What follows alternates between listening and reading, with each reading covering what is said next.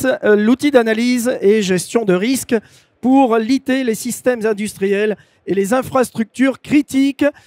Pour animer cette démo, Monsieur Sylvain Tanguy, Head of Cyber Security Products chez Airbus Protect.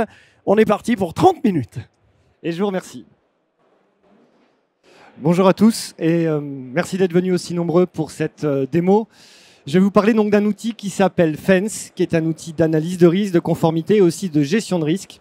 Je m'appelle Sylvain Tanguy, je fais partie d'Airbus Protect. Airbus Protect qui est une filiale du groupe Airbus, qui est la filiale dédiée au conseil et aux services dans 3 domaines.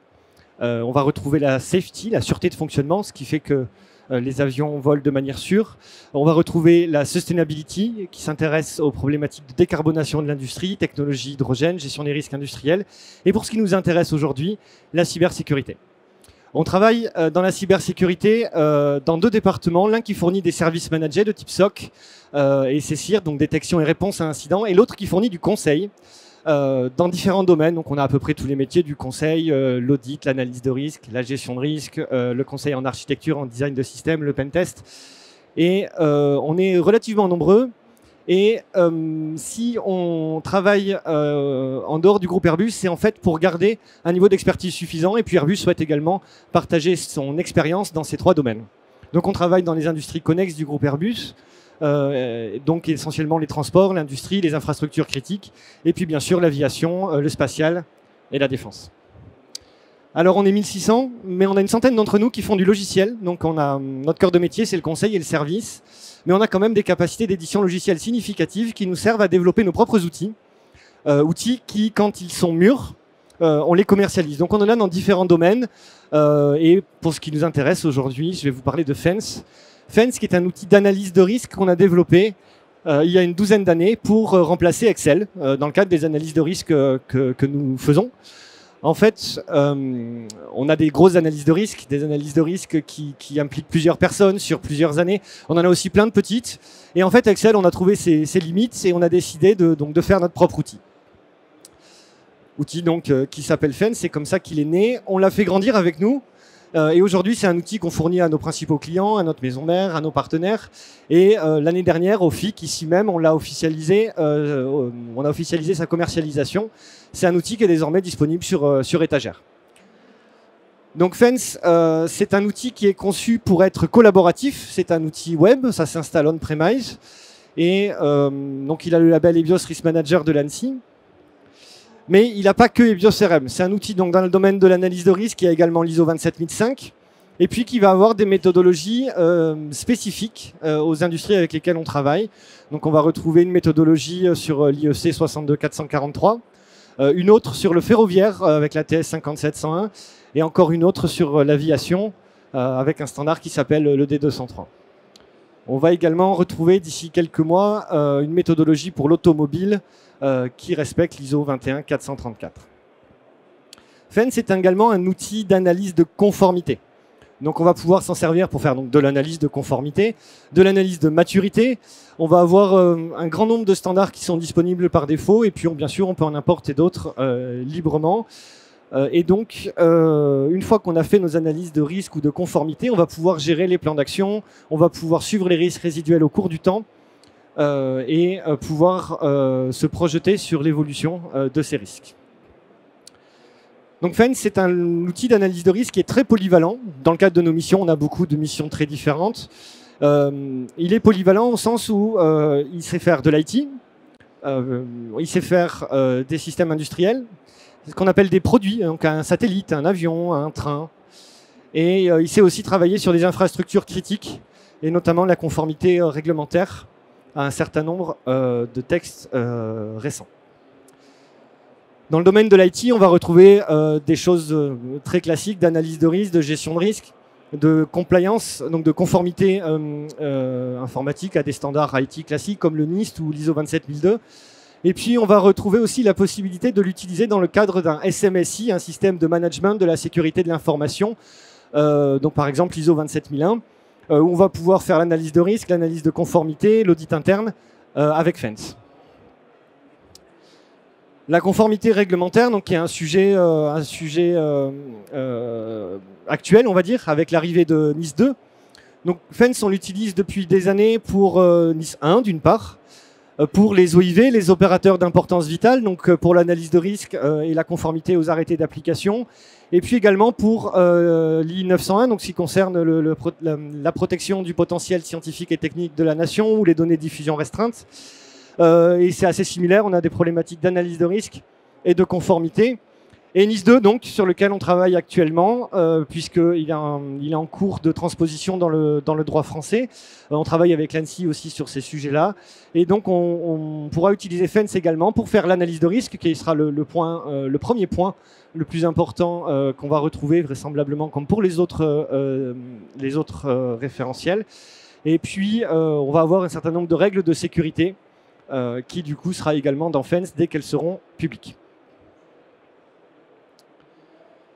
C'est également une solution, je le mentionnais, pour les systèmes industriels. On a une méthodologie qu'on a inventée nous-mêmes en partenariat avec un partenaire de longue date qui s'appelle Alstom.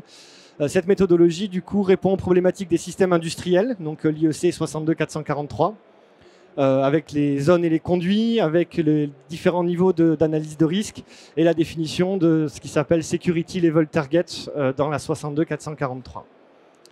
On peut utiliser Fence pour de l'analyse de risque en phase de conception, en phase de design, quand on doit se demander quelles mesures de sécurité on doit mettre en place sur notre système, quand il est encore qu'un plan sur un papier. Et puis, on peut l'utiliser du coup pour de l'analyse de risque sur des sites industriels, sites de production. Voilà. Une particularité du monde de l'aviation, il y a un standard récent qui s'appelle PARTIS, qui est sorti il y a quelques années, et qui du coup est très important puisqu'il s'intéresse à la sécurité, à la cybersécurité pour la sûreté de fonctionnement, Cyber Security for Safety, et qui demande un grand nombre d'analyses de risque et de conformité qu'on peut également faire avec Fence. Alors, j'ai beaucoup parlé, j'ai beaucoup présenté de slides. Je pense que vous êtes venus ici pour une démo, donc allons-y. Je vous ai mentionné que Fence est un outil d'analyse de risque à l'origine. Alors, je vais commencer par ça. Donc, Fence, c'est un outil où on va retrouver... cette démo ici, c'est avec EBIOS-CRM. On va retrouver du coup des dashboards, bien sûr. On va retrouver les risques tels qu'ils sont actuellement, les risques tels qu'ils seront dans le futur, les risques résiduels, donc, après implémentation d'un plan d'action. On va avoir une vue de la conformité. Et puis, on va retrouver les 5 ateliers d'EBIOS-CRM. Et du coup, je vais présenter bien entendu atelier par atelier. À l'atelier 2, on va retrouver l'analyse de la menace, donc des types d'attaquants, ce qu'ils peuvent avoir comme intention malveillante et à quel point ils sont dangereux pour nous, à quel point on va les considérer dans le reste de l'analyse. On va pouvoir avoir une vue des parties prenantes externes, donc qui sont toutes les entités externes avec qui on travaille et qu'un attaquant pourrait compromettre, même si elles ne sont pas forcément malveillantes à la base. Hein, c'est des fournisseurs, parfois c'est des clients qui ont des accès privilégiés. C'est des entités qu'un attaquant pourrait compromettre pour rebondir et nous attaquer, profiter des accès privilégiés qu'elles ont pour compromettre le système que nous sommes en train d'étudier.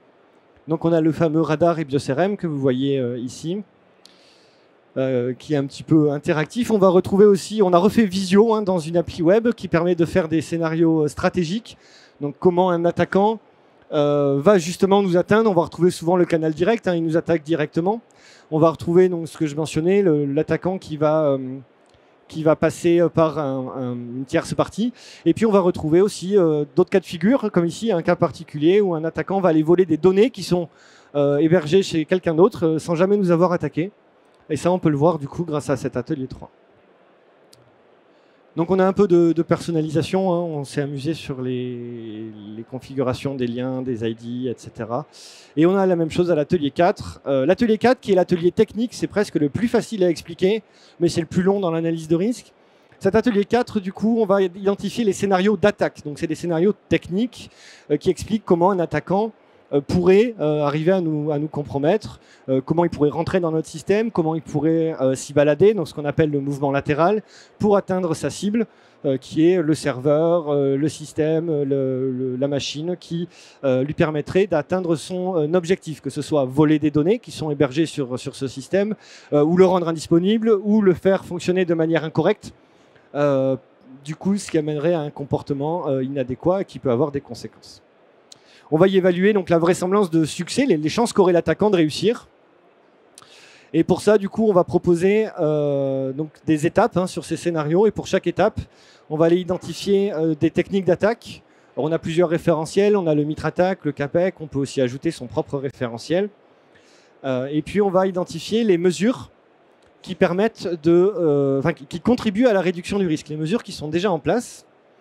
Et ça va nous permettre d'identifier une vraisemblance telle qu'elle est actuellement, la vraisemblance de succès de l'attaquant. On va aussi proposer des mesures, on va se rendre compte du même coup des mesures qui manquent, qui permettraient de réduire le niveau de vraisemblance de succès. Et donc on va les proposer pour chaque étape et on va évaluer une vraisemblance résiduelle qui sera la vraisemblance si ces mesures sont implémentées.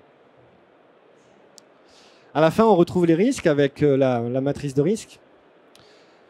On va retrouver un certain nombre d'autres choses dont je vais vous parler après, mais juste avant, je vais faire un aparté sur ces méthodos industriels, si certains d'entre vous viennent du monde de l'industrie.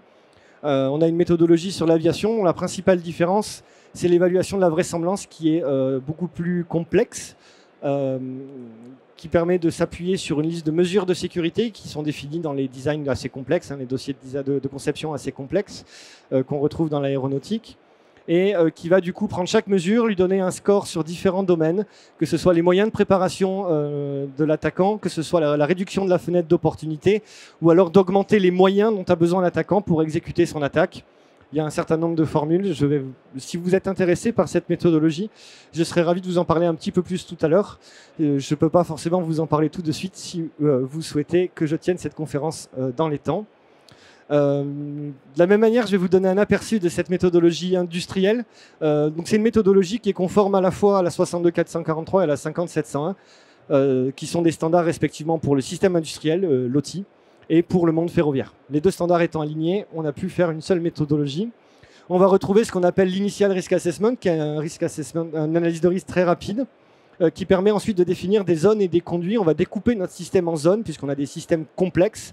On va les découper pour simplifier la complexité et travailler sur des sous-ensembles plus petits et donc beaucoup plus faciles à appréhender pour l'être humain que nous sommes, nous, analystes de risque. On va du coup identifier ces scénarios d'attaque par zone. On va avoir une vue d'ensemble, on va voir comment l'attaquant peut se balader dans notre système, mais on va garder une vue à haut niveau, on va voir comment il peut se balader entre les zones, donc le mouvement latéral, mais vu d'une vue macro. Et ensuite, on va zoomer dans chaque zone, où là, on va étudier les scénarios d'attaque tels qu'on les connaît classiquement avec EBIOS-RM. Et on peut aussi avoir encore plusieurs niveaux de zoom si on le souhaite pour les systèmes très complexes.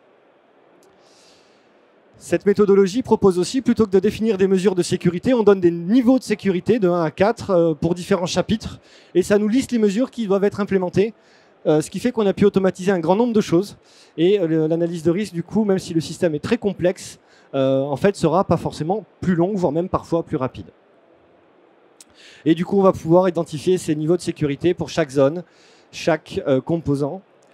Et je m'arrête là du coup pour cette présentation sur ces méthodologies industrielles.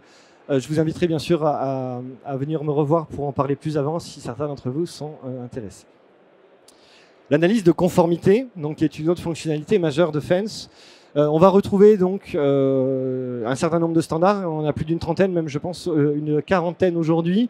On va pouvoir du coup avoir ces référentiels. On va pouvoir aller évaluer la conformité pour chaque exigence. Et on va pouvoir donc justifier cette conformité ou cette non-conformité et identifier des actions qui serviront à la mise en conformité. Ces actions seront les mêmes que celles qu'on aura à la fin de l'analyse de risque, je vous en parlerai tout à l'heure, ce qui nous permet de faire un plan qui permet de faire la mise en conformité et le traitement des risques en même temps. Ça évite la duplication des actions, la gestion de plans d'action qui sont redondants, etc. Dans le domaine de la gestion de risque, on va donc définir ce plan d'action. Donc à la fin de l'analyse de risque ou de conformité, on va avoir un plan d'action. On va y mettre des dates et puis on va le suivre au cours du temps. On va aussi prendre des décisions. Certaines actions seront peut-être plus compliquées à implémenter ou trop compliquées à implémenter. On ne pourra pas les implémenter. Ou alors leur coût est supérieur au coût qu'aurait le risque. Donc on va identifier ce genre de choses et puis après on va les suivre au cours du temps. On va pouvoir avoir des suivis horodatés et puis on va avoir des KPI qui montrent l'évolution des actions au cours du temps et comment les risques résiduels vont évoluer au cours du temps. Donc c'est une vue qui permet de se projeter sur la durée. On a de la gestion de version, donc on peut faire plusieurs plans d'action différents pour voir comment est-ce qu'ils vont influer sur les risques au cours du temps. Il me reste quelques fonctionnalités à vous présenter qui sont bien pratiques puisque c'est notre outil de travail au quotidien. Donc on y a ajouté un certain nombre de choses qui permettent d'aller plus vite sans sacrifier le résultat. Au contraire, c'est de l'optimisation.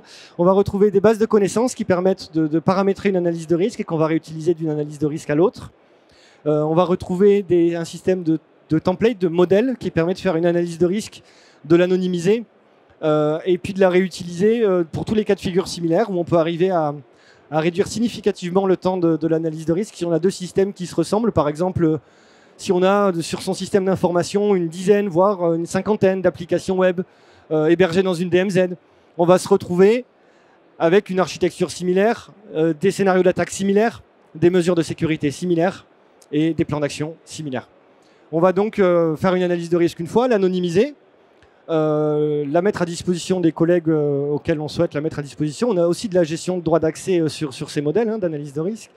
Et puis on va pouvoir du coup instancier une nouvelle analyse de risque à partir de cette version anonymisée. Et si les deux applications sont similaires, en fait on a déjà 80% du travail qui est fait. On divise le temps de l'analyse de risque par 5. C'est significatif en termes de gain de temps pour tous les systèmes qui se ressemblent, comme on peut en retrouver notamment en IT. Donc c'est un outil collaboratif, je vous l'ai mentionné. Donc qui dit collaboratif dit plusieurs utilisateurs, qui dit utilisateur dit droit d'accès. On a de la gestion de droit d'accès par utilisateur, donc évidemment, par groupe, par rôle.